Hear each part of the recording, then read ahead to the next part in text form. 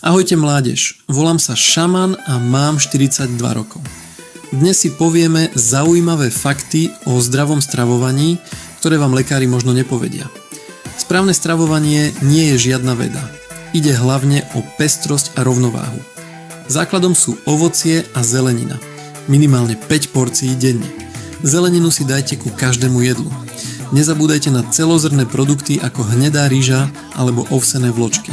Potrebujete aj kvalitné bielkoviny, chudé mäso, aspoň raz týždenne ryby, vajcia či strukoviny. Zdravé tuky nájdete v olivovom oleji, orechoch a avokáde. Čo by ste mali obmedziť? Hlavne spracované potraviny, sladkosti, sladené nápoje a fast food. Jedzte pravidelne 3 až 5 krát denne a hlavne pomaly a v kľude. Píte dostatok čistej vody. Ak vám čistá voda spôsobuje problémy, zelený čaj je skvelá alternatíva na podporu trávenia. A nezabúdajte na pohyb.